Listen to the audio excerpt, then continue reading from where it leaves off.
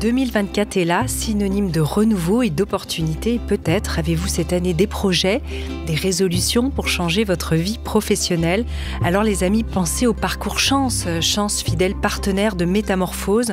Chance, c'est ce bilan de compétences qui vous aide à redonner du sens à votre vie professionnelle. En 3 mois seulement, redéfinissez vos objectifs et retrouvez ce qui vous anime vraiment avec un coach dédié. Chance, c'est aussi une communauté engagée qui est là pour vous soutenir, vous épauler et vous ouvrir son réseau. Et en prime, le parcours est 100% finançable grâce au CPF. Alors les amis, je vous invite peut-être à surfer sur l'énergie de la rentrée et des bonnes résolutions pour cette fois-ci vous mettre en action. Rendez-vous immédiatement sur le site chance.co pour faire le point gratuitement avec un conseiller et changer ce qui ne va pas ou plus dans votre vie professionnelle.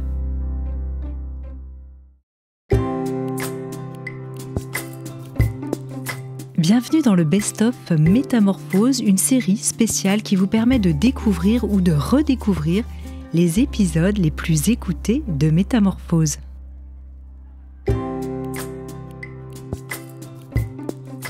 Bienvenue pour une nouvelle série santé au naturel en compagnie du docteur Jean-Christophe Charrier, médecin généraliste formé à la phytothérapie clinique, qu'il enseigne en France et à l'étranger depuis 2003. Il est aussi expert et enseignant en endobiogénie qui prône une médecine intégrative, plus à l'écoute des patients, et cofondateur de l'IEMPI, l'Institut d'endobiogénie. Il est également auteur de livres best-sellers tels que Se soigner toute l'année au naturel aux éditions Pratt. Alors aujourd'hui, dans ce nouvel épisode, je suis toujours en compagnie de notre cher docteur Charrier pour cette série Santé au naturel.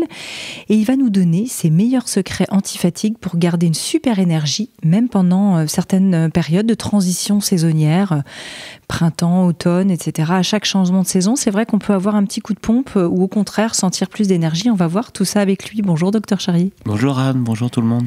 Bonjour à toutes et à tous. On est ravis de vous retrouver et ravis de vous retrouver docteur. Alors, au printemps, au changement de saison, c'est vrai qu'on peut se sentir un petit peu plus fatigué, je le disais en introduction à l'instant. Ouais, le petit coup énergétique nécessaire pour changer de rythme peut nous entraîner à un certain état de fatigue. Oui. Et ça peut être bien de booster ça pour que tout se passe bien, que ce soit fluide et que notre organisme ne soit pas tout le temps en lutte. C'est ça. Alors la fatigue, les gens qui viennent vous consulter, pourquoi est-ce qu'ils viennent en général ? Quel type de fatigue ? Est-ce qu'il y a des catégories de fatigue finalement ? Il y a plusieurs catégories de fatigue, effectivement. Quand on vient consulter pour de la fatigue, c'est que la fatigue est vraiment trop prenante ou qu'on est trop exigeant avec soi-même. Parce que parfois, il faut aussi prendre le temps de s'occuper de soi et prendre du temps pour soi et de se reposer. Ouais, les profils de perfectionnistes, par exemple, peuvent se fatiguer tout seuls. Et les gens qui sont tout le temps la tête dans le guidon et qui n'admettent pas qu'ils fassent moins de choses dans la journée que ce qu'ils devraient faire par rapport au planning qu'ils se sont donnés, alors que tout simplement, ils sont au bord de l'épuisement parce qu'ils tirent trop sur la corde. Ouais, c'est ce qu'on appelle le burn-in, l'état précurseur du burn-out. Voilà, tout à fait. Donc, il faut être très, très vigilant à ça. Surtout quand on veut effectivement très bien faire et qu'on a un environnement professionnel qui ne nous protège pas trop. Oui. Donc là, le grand danger, il est là, parce que là, on peut rentrer à la fois sur des fatigues qui sont des fatigues surrénaliennes, mais aussi des fatigues psychiques associées, et c'est ça après qui nous fait basculer dans le burn-out, où là, vous pouvez en avoir pour 3-4 ans, voire 5 pour récupérer. Ah oui.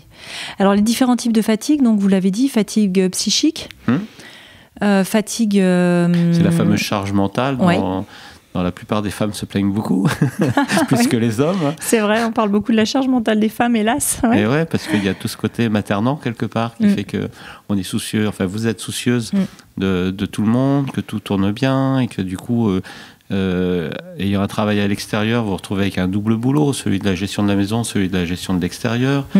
Pas toutes, mais globalement, c'est un peu cette surcharge-là. Et en plus, comme les autres sont habitués d'être dans ce confort-là, ils ne voient pas tout ce qui doit se préparer. Donc en plus, on ne se sent pas récompensé de ces efforts. Il n'y a pas de reconnaissance. Voilà, quoi. Et ça, le défaut de reconnaissance, c'est toujours difficile. Surtout qu'en France, on aime bien critiquer, mais valoriser, on ne sait pas faire. Oui. C'est vrai. Contrairement, moi j'ai vécu aux États-Unis, mais parfois je trouve que c'est même à l'excès, mais c'est vrai qu'ils sont très dans le that's great, you're doing great, fantastique, etc. Parfois trop, mais c'est encourageant malgré tout. Voilà. Et c'est vrai que moi, pour avoir été un peu au Canada, Moi, je suis que francophone. Hein. J'ai un gros défaut, c'est que je parle pas les langues. Donc, je profite beaucoup des pays francophones. Et pour avoir été à Québec, par exemple, j'étais très surpris de voir Québec. Je trouve être une France décomplexée, non sclérosée, et avec une valorisation de ce que font les gens, plutôt que d'être dans la critique, le reproche, tout ça. Donc, on est un peu, dans notre pays, un peu dans ce ruminement qui nous déstructure, qui nous abîme, alors que nous sommes extrêmement performants au travail. Hein, parce que je crois que le peuple français est un des peuples qui a le plus grand rendement au travail. Mais voilà, il y a ce défaut de reconnaissance qui fait que ça nous amène à basculer. Alors que ce soit à la maison, pour la charge mentale, que ce soit au travail, pour l'investissement qu'on peut donner dans l'entreprise et se rendre compte qu'il n'y a aucune reconnaissance de cet investissement, qu'on nous a donné des objectifs, qu'on a répondu largement au-dessus, donc l'année d'après, on nous donnait des objectifs encore plus importants, au lieu de dire, bon, c'est bon, super, on peut se poser un peu, voilà. Et que les primes ne suivent pas forcément l'investissement donné, ou, bref. Tout ça... vous avez aussi un autre stress au travail qui est le harcèlement au travail. Oui, bien sûr. Quand vous avez un petit chef-faillon qui est toujours derrière vous et qui, c'est pas grand-chose, mais c'est typique, c'est répété dans la journée, ça c'est la pire des agressions qui va vous fatiguer parce que vous êtes toujours en dynamique de survie et tout le temps un peu comme un suricate sur son poste de travail et que le chef-faillon ne voit pas la seule faute que je fais de la journée parce que c'est évident, le jour où vous faites tomber, vous renversez votre gobelet sur votre bureau par exemple, c'est là où il passe et qui dit c'est interdit de boire pour le travail. Donc voilà, c'est... ce genre de comportement. C'est du stress subi comme ça. C'est du stress supplémentaire. Tout ça, ça entraîne ces stress psychiques, on va dire. Après, il y a les histoires de la vie, il y a des deuils. Un deuil, c'est extrêmement fatigant, un deuil. Parce qu'on a du mal à dormir, on a du mal à se reposer, donc on a du mal à se ressourcer. Ça entraîne aussi des fatigues un peu particulières. C'est des gens que vous voyez en cabinet, ça ? Oui, bien sûr. Chez les soignants aussi, j'imagine en ce moment beaucoup de fatigue. Je pensais à ça parce que j'ai fait un podcast avec Isabelle Nazaraga, qui est psychothérapeute et qui est une grande spécialiste des manipulateurs depuis 30 ans. Et elle dit que dans le milieu médical, hélas, on trouve beaucoup de chefs. Vous parlez du petit chef à l'instant, mais on trouve beaucoup de médecins en milieu hospitalier, souvent plus des hommes, qui sont aussi effectivement manipulateurs ou harcelants et qui peuvent épuiser comme ça des équipes. Enfin, je ne veux pas prendre leur cas particulier, mais... Alors ça, c'est tout un problème même qu'on voit dans la formation médicale, parce que vous avez quand même un taux de suicide assez important chez les étudiants en médecine, et je trouve que c'est alarmant qu'il n'y ait pas plus de... Alors c'est toujours... Ça reste en pourcentage pas grand-chose, mais ça ne devrait pas exister. Non. Et il y a une telle dévalorisation dès qu'il y a une erreur ou une erreur. Attendez, souvent les internes, ils sont censés être chapeautés et apprendre par compagnonnage, et ils se retrouvent tout seuls à gérer des trucs pas possibles, et il y a des choses, on n'est pas omniscient, donc il y a des choses qu'on n'a pas forcément, si on l'a appris, on l'a pas forcément intégré dans la clinique, c'est tout un travail particulier. Et donc on va être dévalorisé, donc on est moins que rien, alors qu'on investit toute sa jeunesse dans des études qui sont, à mon avis, moi personnellement j'aurais du mal à les refaire, alors que je ne sais pas quel autre métier j'aurais pu faire que le médecin, mais je dis heureusement que c'est passé, jamais je reprendrai des études de cet ordre-là. Moi je suis très, très admiratif des jeunes qui rentrent là-dedans, parce que c'est très maltraitant, ce sont des études qui sont maltraitantes et qui peuvent amener effectivement à des burn-out, et qui peuvent amener en fait des gens qui ont été maltraités à devenir maltraitants eux-mêmes, parce qu'il y a toutes ces problématiques qu'on peut avoir. Et après, avec le contexte actuel, où il n'y a pas la reconnaissance au travail, là, on était en pleine crise Covid au tout début, on tapait sur des casseroles le soir à 20h pour les soignants. En même temps, si vous étiez infirmière, pompier, tout ça, et que vous habitiez dans un immeuble, vous aviez des menaces où on vous demandait de partir de l'immeuble parce que vous alliez contaminer tout le monde. C'est antinomique. C'est antinomique. Là, aujourd'hui, il y a des soignants qui ne sont pas vaccinés, qui sont mis à pied, sans aucune reconnaissance de l'investissement qu'ils ont donné avant, sans même faire une adaptation à leur poste de travail, et sans même se poser la question de pourquoi ils ne sont pas vaccinés.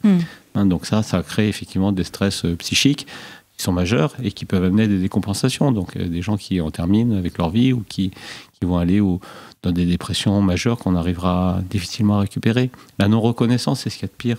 Donc avec vos enfants, et soyez toujours très reconnaissants et très valorisants. La maltraitance dans la famille, on dérape un peu, mais ça fait partie des fatigues psychiques. Ça. Les maltraitances dans la famille, c'est pas forcément des coups. Les coups, ça se voit et ça doit pas se faire. Mais des fois, la maltraitance, c'est un regard, c'est une insatisfaction permanente, c'est des reproches, et des petites choses qui me paraissent anodines et qui en fait des structures et tuent à petit feu la personne qui est face à vous, et surtout l'empêche de devenir ce qu'elle est et l'empêche d'être quelqu'un d'épanoui dans sa vie d'adulte plus tard. Intéressant de passer ça aussi en revue. Alors, quelle autre fatigue on peut nommer sinon, docteur Charrier? Après, on a les fatigues purement physiques, donc qui sont très très liées à le marathonien. Après son marathon, il est fatigué. Le problème, c'est d'être fatigué comme un marathonien quand on n'a pas fait le marathon. Ouais. Donc ça peut être des défauts de l'alimentation. On peut avoir une alimentation qui nous fatigue. 2/3 du volume de ce que vous avez mangé apporte l'énergie pour digérer ce que vous êtes en train de manger. Donc plus vous êtes un repas à charger et plus vous avez une fatigue de digestion qui suit ça. Donc si vous avez une alimentation qui ne correspond pas à votre effort physique, par exemple, on peut avoir des fatigues qui s'installent comme ça. Les fatigues musculaires, parce que vous avez un mouvement répétitif, qui n'est pas forcément un mouvement majeur, mais la caissière qui prend le produit que vous avez mis sur son tapis roulant, qu'il passe devant son scan et qu'il repose de l'autre côté, c'est toujours le même mouvement, plusieurs fois par jour, des milliers de fois par jour. Ça ne paraît pas être un mouvement très traumatisant. Pour autant, cette répétition est traumatisante et crée une fatigue musculaire à ce niveau-là et qui peut avoir un impact autre après. Voilà, dans les fatigues musculaires, d'effort, je veux dire, on a l'habitude de faire son footing et aujourd'hui je peux pas aller le faire parce que là j'ai vraiment pas de jus. Voilà. Ça doit nous alerter justement comme ça les fatigues. Est-ce que ça peut être aussi le symptôme de choses plus pathologiques ou simplement d'un état de vie qui nous correspond plus? Vous parliez à l'instant de l'alimentation, ça peut être le manque d'activité physique, ça peut être un tout. Comment un peu démêler tout ça? C'est pas évident la fatigue parce que on a l'impression que c'est un grand pot pourri qui peut être révélateur de pas mal de choses, quoi. Surtout, c'est que c'est un piège à médecin, la fatigue. Oui. Parce qu'en fait, vous pouvez avoir une grave maladie dont le premier signe clinique n'est qu'une fatigue qui s'installe. Et un patient qui est un peu chronique et qui dans l'expression de sa fatigue et qui va s'aggraver dans cette fatigue, mais les mots restent les mots. Donc quand on n'entend pas forcément que ça s'aggrave. On entend je suis fatigué, je suis toujours fatigué, je suis encore fatigué, tout ça. Or, et on peut passer à côté d'un diagnostic qui aurait dû nous mettre en éveil et qui fait qu'on passe à côté d'une maladie grave qui s'installe, comme un cancer ou des choses comme ça.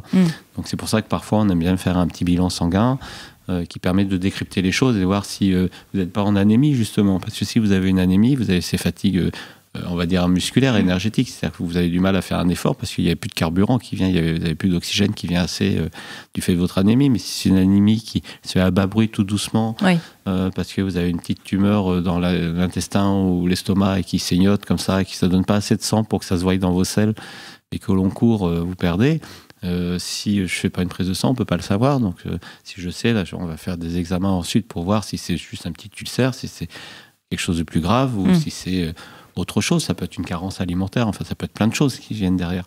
Donc ça, la fatigue, ça peut être un argument qui vous fait venir chez le médecin et c'est un argument qui pour le médecin peut être un peu redondant et donc sur lequel à un moment donné on peut se faire avoir chez telle personne, ne pas avoir été mis en alerte parce que là effectivement il y a quelque chose qui a changé. Donc si votre fatigue change, ça il faut le dire. Dire je suis fatigué, mais pas comme d'habitude. Et là, votre médecin il doit se mettre en alerte. Donc ça, c'est un signe effectivement ça doit nous alerter. Voilà, parce que c'est des éléments supplémentaires qui viennent par rapport à une fatigue de fond qui peut être plus générale. Après, on a des vies de fous. On a des vies de fous et on travaille comme des malades. Et puis quand on prend nos vacances, on va les rentabiliser au maximum. Donc les vacances, c'est fait pour se reposer. Or, on va partir le vendredi soir pour éviter les bouchons. Donc on va rouler toute la nuit, on aura à peine pris le temps de faire ses valises et de tout préparer ses vacances parce qu'il faut qu'on se presse, parce qu'on est pris par le travail. Donc en fait on compacte des choses dans le stress, on part dans le stress, on arrive sur place, si on vient faire une semaine de ski, on est vite, il faut aller louer son matériel, il faut aller tout ça, parce que ça coûte cher et donc il faut rentabiliser au maximum. Donc on est à peine arrivé, on se pose pas, on est dans le stress alors qu'on a changé d'altitude, qu'on a changé de cadre de vie, on fait tout ça. On fait son activité sportive qu'on n'a pas l'habitude de faire parce qu'on se fait sa semaine de ski ou autre chose, mais bon, c'est l'exemple que je vous prends là. Et là, on va pas se reposer. pour autant. On va acquérir une autre fatigue, on va avoir un bien-être certainement parce qu'on va lâcher psychiquement certains poids du quotidien, mais on rentre sur une autre fatigue. Et puis la fin de semaine arrive et vite, il faut qu'on re-rentre à la maison, qu'on évite les bouchons, ou qu'on se tape tout ça. Et puis le lundi matin, il faut qu'on soit souriant et en pleine forme au travail. Ouais, donc faut pas nier ça. Ouais. Voilà, il est où le repos ? Le gros problème, c'est l'électricité. C'est l'affaire électrique qui pose un vrai problème. Ouais, on en avait parlé longuement, je me souviens, dans un podcast sur le sommeil notamment. Oui. Et donc, c'est pareil, la fatigue, c'est souvent un manque de sommeil ou un sommeil de mauvaise qualité.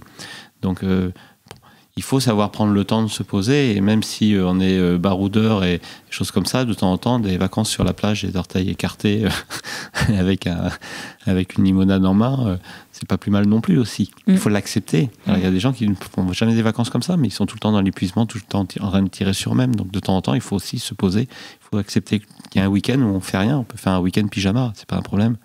Là, le problème, c'est quand on fait week-end pyjama et semaine pyjama et mois pyjama. Oui, c'est ça. Là c'est la dépression ou le burn-out. Voilà. Mais c'est pas un problème de dire ce week-end, vous faites ce que vous voulez. Alors, la famille, vous faites ce que vous voulez. Moi, je me pose dans mon lit. Je bulle. Je bulle. Ouais. Voilà. Mais c'est vrai qu'on a l'impression que dans la vie, il y a des gens qui sont nés plus fatigués que d'autres, et des gens qui ont un niveau d'énergie exceptionnel, voire même des hyperactifs. Ouais. Ne me regardez pas comme ça, s'il vous plaît. Et du coup, pour les gens qui sont plus fatigués de nature et qui aimeraient bien un peu enclencher la deuxième et qui en ont un peu marre de ce rythme-là, comment est-ce qu'ils peuvent faire ? Et puis pour les autres, les tempéraments un peu hyperactifs, qui finissent de toute façon physiquement quand même par se fatiguer, même s'ils ont ce niveau d'énergie au top, comment est-ce qu'ils peuvent apprendre un peu à ralentir ? Est-ce qu'il y a des petites astuces, des plantes, des choses qu'on peut faire ? Alors on fait la Anne, on est en plein dans l'impact du neurovégétatif sur votre terrain. Oui.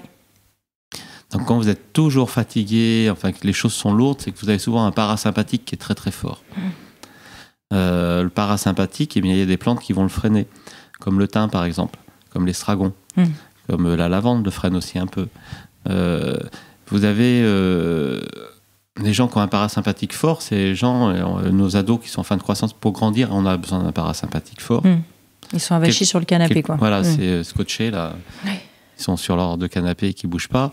Je vois bien. Voilà, avec plein de projets, mais la table qui est devant eux, elle est embarrassée de plein de gobelets, de verres et de machins, parce qu'on a la flemme de ramener à l'évier, ne serait-ce ou dans la machine à laver. Maintenant, il y a des machines à laver, mais voilà. Bon, ça, c'est l'énergie de la croissance. Hein, je veux dire, c'est hyper fatigant de grandir. Vous devez faire de la structure. Vous avez des charges hormonales qui vous donnent envie de faire des choses, et en même temps vous épuisez très rapidement parce que l'outil n'est pas fini. Donc, voilà. Le cerveau mouline hyper vite à cet âge-là. Et oui. Donc on a tous été adolescents, on sait très bien comment ça se passe. Donc ça, on a besoin de ça pour ce parasympathique pour grandir. On a besoin de ce parasympathique aussi pour bien vieillir quand on est dans le grand âge. C'est pour ça qu'on fait beaucoup de siestes et qu'il faut les respecter, qu'il ne faut pas lutter contre. Parce que ce parasympathique, c'est lui qui nous aide, en fait, tout simplement, à prendre le monde pour nous construire. Alors, c'est grâce à lui qu'on va pouvoir digérer le monde pour rentrer dans la synthèse de ce qui est nous-mêmes. Hein, donc, symboliquement, c'est très fort, mais c'est une réalité. Une réalité, c'est le parasympathique qui vous fait manger le monde. Et ce parasympathique, le matin, il va s'exprimer sur le fait que le réveil sonne, et vous ne l'entendez pas, ou vous l'entendez, vous l'éteignez... on ne sait pas trop comment avec la main, et puis vous rendormez. Et puis il ressonne une deuxième fois, une troisième fois, une quatrième fois. Il y a des gens, il faut un seau d'eau pour les lever le matin. Ça, c'est pas un problème un peu de cortisol, justement ? Non, c'est plus un problème de parasympathique qui est fort. Parce que le parasympathique, il gère l'endormissement et le sommeil. Donc vous êtes à la profondeur du sommeil, et là, on vous sort de la tombe, on fait le matin. Ouais. Ces gens-là, souvent, quand ils arrivent enfin à se lever, il ne faut pas leur parler, il ne faut pas leur dire « Oh, tiens, il y a un problème, il y en a un ». Dans un couple, quand vous avez quelqu'un qui est très actif et l'autre qui est très dans le para, ça pète le matin, parce que si vous avez inondé d'informations quelqu'un qui a un parasympathique fort, il ne reçoit pas l'information et ça l'agresse. Donc en général, il faut prendre sa douche, il faut avoir pris son petit déjeuner, il faut attendre 11h du matin pour que ça commence à émerger quelque part, et qu'on puisse accepter les agressions du monde pour pouvoir les gérer, parce qu'avant on n'y arrive pas. Je prends des cas extrêmes, mais c'est un peu ça aussi. Ouais, c'est un peu ça, les gens qui sont comme ça décrivent ça. Hein. Donc ces gens-là, ils ont un gros défaut, c'est que pour se donner de l'énergie le matin, ils se prennent un café. Bien fort, en général, ils ne mangent même pas. Donc ça, c'est une deuxième erreur. Donc là c'est la grave erreur, c'est de prendre le café, parce que quand votre voiture, vous allez la démarrer le matin, si vous appuyez tout de suite sur l'accélérateur et que vous n'avez pas enlevé le frein à main, vous avancerez, mais ça va abîmer la voiture. Ouais. Et quand vous avez ce type de terrain, que vous prenez un café le matin, vous appuyez sur l'accélérateur alors que vous n'avez pas enlevé le frein à main. Et enlever le frein à main, c'est enlever la tension qu'on a dans le parasympathique. Donc ça, c'est le thym. Une infusion de thym sera très très bien par rapport au petit déjeuner. Alors c'est un nouveau goût, ça peut plaire ou pas plaire, mais c'est ce qu'il vous faut si vous voulez une boisson chaude à ce moment-là. Un petit coup de fouet à ce moment-là. Ou alors on mange avant le café. Ou alors on peut, ou on prend une douche. Non, mais on évitera le café. Parce que le café, il va chroniciser cette fatigue. Ah, de toute façon. Oui, parce que le café, il est très pervers. Il va vous donner une information positive au moment où vous buvez, et 3 heures après, il vient casser tout ce qu'il a mis en place. Donc il faut éviter le café et le thé, il faut éviter ce type de boisson quand vous avez ce type de terrain, le matin au petit déjeuner. Y compris le thé vert ? Oui, bien sûr. On peut éventuellement les prendre après le repas du midi, et pas toujours. Mais je peux l'accepter dans les conseils. Je peux être dans cette... Il faut toujours être dans la négociation. Donc... oh là là, thé vert après le repas, on accepte. Ça fait un peu rude quand même. Hein. Moi qui bois des litres de thé vert tous les jours, on est rentré dans un comportement et qui n'est pas le bon comportement, mais c'est celui qui nourrit le problème. Et le problème est le meilleur équilibre qu'on a trouvé pour fonctionner jusqu'à maintenant. Donc pourquoi on changerait ça spontanément ? Donc c'est là où on a besoin d'un expert qui nous dit on casse tu le es truc. dans le mauvais machin.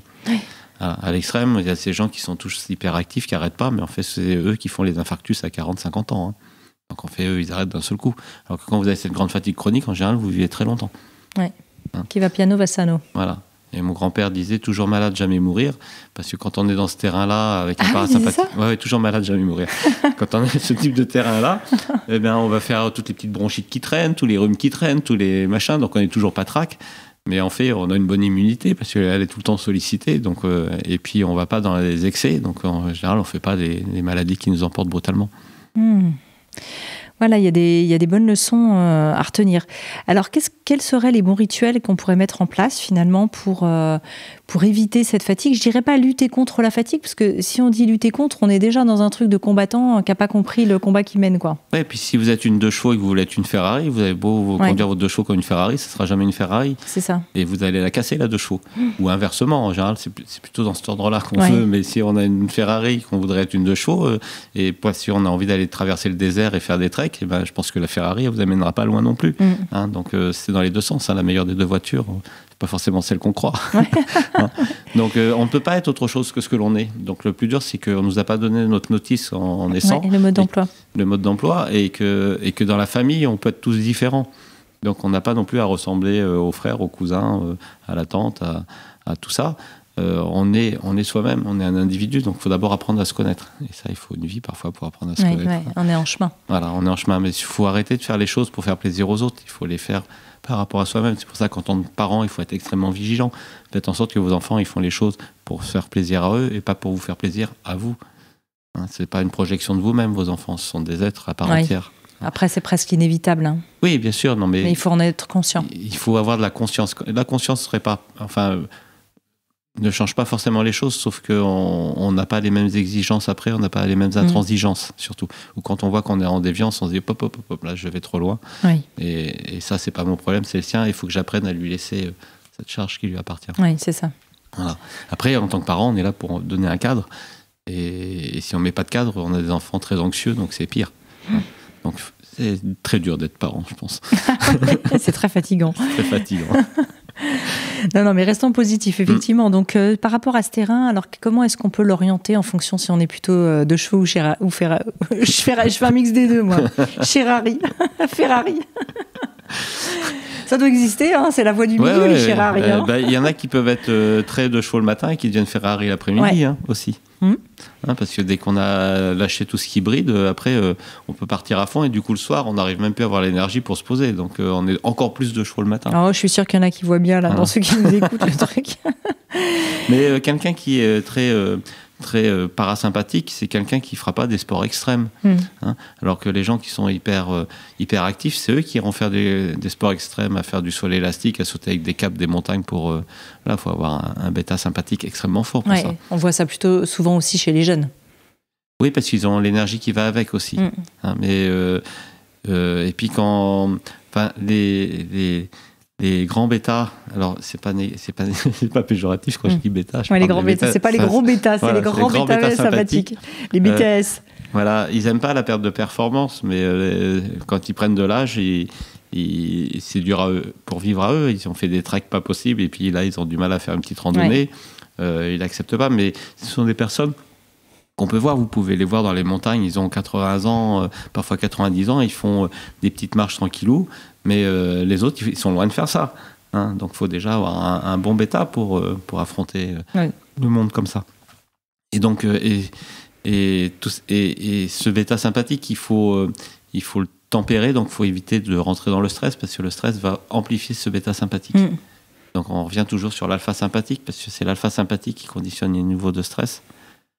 Alors comment est-ce qu'on fait justement pour tempérer ce bêta sympathique quand on voit qu'on est dans un excès un peu? Oui, en fait il faut le nourrir quand même. Donc ces personnes-là, souvent, elles ont besoin de faire 1 heure de sport le matin avant de commencer leur journée de travail. Donc ça, il faut le faire. Et c'est comme je disais pour les premiers, il faut accepter la sieste. Oui. Pour les seconds, il faut accepter d'avoir un temps dans son planning où on va défoncer son bêta, on va dire. C'est ça. Et comme ça, on est agréable à vivre pour tout le monde. Autrement, on est insupportable. On râle sur tout le monde, on n'est jamais satisfait, il faut que les performances soient plus fortes, et contre soi-même aussi.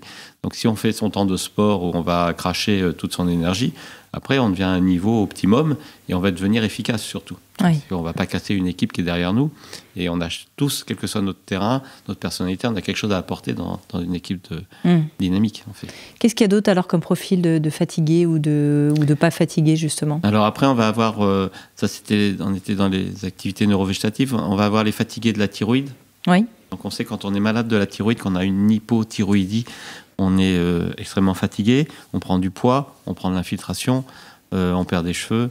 Ça, c'est toute la problématique. On est constipé, toute la problématique de l'hypothyroïdie, alors que l'hyperthyroïdien, lui, il va être une pile électrique, un peu bêta, mais il va être plutôt en diarrhée, il va faire plein de choses, il ne dormira pas. Le problème, c'est qu'à un moment donné, il va s'épuiser et puis il va basculer après sur l'hypo. Ah oui. Donc cette thyroïde, c'est une bonne mule qui travaille, mais qui est rarement malade d'elle-même et qui travaille en fonction de ce qu'on lui demande de faire. Donc, une petite surcharge de travail et paf, à s'effondre. Parce que vous l'avez chargé, vous mettez un petit paquet de sucre sur le dos et paf, ça s'écroule. Le paquet de sucre qui l'a fait écrouler. Mais c'est ça qui est l'accumulation. Voilà, l'accumulation. Donc ces fatigues thyroïdiennes, en plus, elles sont amplifiées par les changements saisonniers. Ça, je vous l'ai dit plusieurs fois déjà.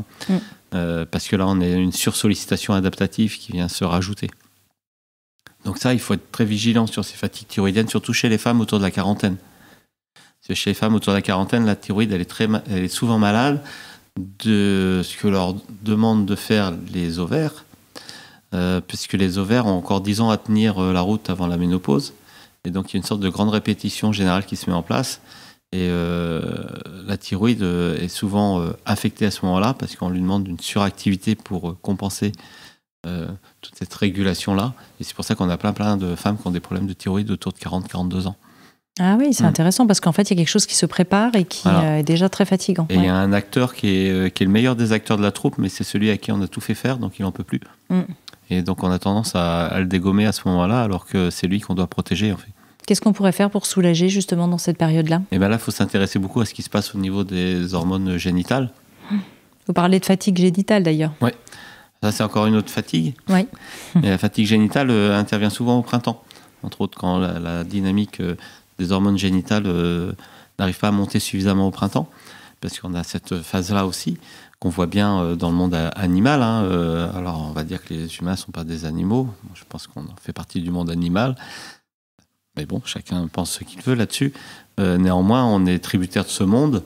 Et si nous, on a une capacité de se reproduire tout au long de l'année, la plupart des mammifères se reproduisent à un moment bien particulier qui est le brame du printemps pour les cerfs, et qui en fait une montée de la génitale physiologique que nous vivons nous aussi en tant qu'humains.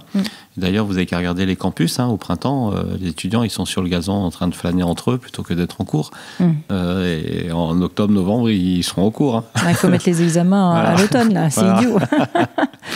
Donc cette fatigue génitale peut être liée à une montée, une montée du printemps qui est insuffisante. De la sève du printemps. Voilà, de la sève du printemps, voilà. Et puis, il y a des tranches d'âge où cette fatigue génitale s'installe. Donc, la phase de ménopause est une période qui est très bouleversante pour la femme, parce que c'est violent.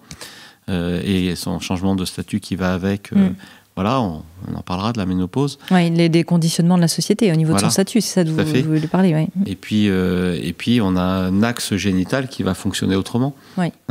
Alors, les hormones génitales ne gèrent pas que la sexualité. On a souvent trop... D'ailleurs, on les a mal nommées. On n'aurait pas dû les nommer génitales parce qu'on soit garçon ou fille, on a les mêmes hormones. Et c'est nos récepteurs cellulaires et notre ADN qui nous transforment en garçon ou en fille. Donc, voilà. On devrait les appeler comment, du coup ? C'est des hormones de l'anabolisme et de la régénérescence. C'est-à-dire que c'est des hormones qui font grandir. Mais c'est pas elles qui sont en route quand on est dans l'enfance. Parce qu'on n'a pas passé la puberté, donc c'est des glandes qui ne sont pas matures. Oui. Donc, quand on est dans l'enfance, on a tout l'axe somatotrope qui, lui, nous fait grandir. C'est celui qui gère le foie, le pancréas, toute l'assimilation digestive, tout ça, toutes nos glandes salivaires, tout ça, c'est l'axe somatotrope. Avec des hormones comme la GH, qui est une hormone qui fait grandir les os. Une fois qu'on a fini de grandir, une fois que vous avez construit le bâtiment, faut le restaurer en permanence. Si vous ne faites pas les peintures de temps en temps, si vous ne changez pas une tuile de temps en temps, après ça se dégrade. Et là, c'est la régénération, justement. Et cette régénérescence, c'est le rôle des hormones génitales, qui, à un certain niveau, contribuent à la régénérescence de l'espèce. Donc, c'est la même finalité, à des niveaux différents. Oui, qui est la survie, en fait. Voilà. Mais pour nous, en tant qu'individus, ces hormones-là sont avant tout là pour nous permettre de régénérer nos tissus au quotidien, parce qu'en permanence, on se détruit et en permanence, on se reconstruit. Et ça, si le jour on ne fait plus ça, on est mort. La pierre ne fait pas ça, et la pierre n'est pas vivante. Tout organisme vivant est dans une cascade destruction, construction, destruction, construction. De cycle. Voilà, et ça se termine par une dernière cascade qui est la destruction. Qui ne s'arrête pas brutalement, parce qu'une fois qu'on est mort, on a encore les ongles, les cheveux qui continuent à pousser. Donc c'est l'inertie, on va dire, de toute cette cascade qui reste encore dans ces choses-là. Oui, d'ailleurs, ça c'est un autre sujet, mais en neurosciences, on commence de plus en plus à étudier ce phénomène de combustion et qui entraîne quelque chose, un espèce de feu, dont on ne sait pas effectivement si c'est quelque chose qui vient de la conscience et qui est désincarné, ou si c'est cette combustion physiologique qui donne quelque chose. Mais bon, c'est un autre sujet, n'allons pas là, mais ça me faisait penser à ça. Alors sur la fatigue, on approche de la fin de ce petit podcast là sur la fatigue. Qu'est-ce qu'on peut conseiller pour des fatigues plutôt passagères, qui ne seraient pas des fatigues chroniques, parce que là, qui seraient vraiment à écouter, et on a dit d'aller voir le médecin et de voir si ça ne cache pas autre chose et de régler le problème de fond. Pour des fatigues plutôt passagères, on a envie peut-être d'un petit coup de boost, transition de saison, on est entre deux choses. Qu'est-ce qu'on pourrait faire ? Alors, très classiquement, et je vous l'ai dit déjà plusieurs fois, mais le soutien de la thyroïde sur les changements de saison, c'est important. Donc, on revient encore une fois sur le porridge flocon d'avoine qu'on va faire ponctuellement. On peut manger aussi des soupes miso ou des algues de l'océan, pas des algues d'eau douce. Parce qu'elles apportent de l'iode et ça peut nous aider. Plus vous habitez loin de la mer... Et plus... Sauf si on est hypothyroïdique, peut-être ? Non, c'est plutôt en hyper qu'on évitera. En hyper ? Alors c'est en hyper, alors je me trompe à chaque fois. Mais c'est bien de le signaler quand même pour les algues ? Oui, bien sûr. Oui. Mais là, on ne sera pas sur la fatigue thyroïdienne dans ce cas-là. Ouais. Donc en fait, on n'en aura pas besoin. Bon, c'est bon, mais c'est vrai que par rapport à la thyroïde elle-même, c'est bien de ne pas aller la surstimuler s'il y a besoin. On évitera le chou pour la même raison, parce que le chou, lui, il freine plutôt l'activité thyroïdienne. Donc quand vous êtes fatigué à cause de votre thyroïde, évitez de manger du chou, tous les crucifères, les navets, rutabaga, toutes ces choses-là, qui ont des propriétés de capter l'iode et de vous empêcher de l'assimiler. Donc en fait, on enlève le carburant de la thyroïde, parce que c'est une glande qui marche avec l'iode. Quoi dire, c'est soutenir toujours vos surrénales, parce qu'on est toujours dans les problématiques d'adaptation. C'est quand vous avez du grand âge, c'est aussi... Les surrénales, comment on peut les soutenir justement ? Alors les surrénales, c'est toujours pour rester simple, c'est le cassis et l'églantier en gémothérapie qu'on peut utiliser au quotidien. Ça peut être aussi des plantes telles que le pin, le sapin, ça peut être... Donc là, on peut faire une petite cure. Voilà, on peut faire une petite cure à ce moment-là. Ça peut être simplement de manger des fruits rouges de façon plus intense ou de boire des fruits rouges. C'est plus facile de trouver des jus, quelle que soit la saison. Avec le porridge, c'est bien, les fruits rouges dans le porridge, c'est bon. Et puis, quand on prend un peu d'âge, il y a la fatigue génitale qui vient s'associer. Et c'est pour ça qu'en médecine chinoise traditionnelle, aux personnes âgées, on leur donne du ginseng, qui est une plante qui stimule fortement les surrénales. Le gingembre aussi, le l'eutérocoque aussi. Et donc, on peut donner ces plantes-là quand on commence à avancer en âge pour retrouver un tonus de vie. Donc là, on fait quoi, des cures, pareil ? Ouais, on fait des cures, et puis on peut les intégrer dans l'alimentation. Le gingembre frais, on le trouve très facilement. On peut se le faire en boisson, il faut que ça rentre régulièrement. Autant quand on a 30 ans, 40 ans, on n'a pas forcément besoin de ces plantes-là. Autant quand on commence à avoir 55, 60, 70 ans, c'est des plantes qui doivent être de plus en plus présentes dans notre quotidien. Eh ben c'est parfait, on a fait un petit tour d'horizon de la fatigue, d'où elle vient, comment la réguler, et puis des petites astuces et des secrets encore de notre médecin endobiogéniste. On dit comme ça, un médecin endobiogéniste ? On pourrait le dire, mais en même temps, je ne sais pas si on est autorisé à le dire. Ah. Bon, alors je me suis autorisée à le dire, mais je ne sais pas si je pouvais le dire. Mais en tout cas, voilà, qui pratique l'endobiogénie, on va le dire comme ça. C'est plus simple à dire. Ouais. Merci beaucoup, docteur Charrier, en tout cas. Merci à vous, prenez soin de vous. Oui, prenez soin de vous. Docteur Jean-Christophe Charrier, merci infiniment pour tous ces bons conseils. On peut vous retrouver sur Internet pour suivre l'actualité de l'Institut d'endobiogénie pour une médecine intégrative et préventive sur le site www.iempi.fr, ainsi que trouver un médecin formé à cette pratique et bien entendu découvrir tous vos livres, Les clés de l'alimentation anti-cancer chez Terre Vivante, ou Soigner au naturel les maux de l'automne et se soigner au naturel toute l'année, disponible aux éditions Pratt. N'hésitez pas aussi à écouter ou à réécouter la toute première série en 6 épisodes avec le docteur Charrier et tous ses excellents conseils. Voilà, tout cela, évidemment, ne remplaçant pas une consultation chez votre médecin. Merci. Si vous avez aimé ce podcast, n'hésitez pas à lui donner 5 étoiles sur Apple Podcast ou sur votre plateforme préférée. Découvrez mes invités en avant-première sur Instagram à l'adresse Métamorphose Podcast et surtout, abonnez-vous pour ne manquer aucun épisode. Retrouvez en librairie mon livre issu du podcast Métamorphose, éveille ta conscience, 33 rencontres essentielles pour être soi aux éditions Erol, ainsi que mon tout nouvel oracle du Scarabée d'or chez le même éditeur. Et enfin, pour nous soutenir, participer au cercle de discussion ou rencontrer en direct nos invités, rejoignez dès maintenant la tribu Métamorphose à l'adresse patreon.com/métamorphose. Merci. Métamorphose, le podcast qui éveille la conscience. Par Anne Guéquière, tous les lundis et jeudis, dès 7h.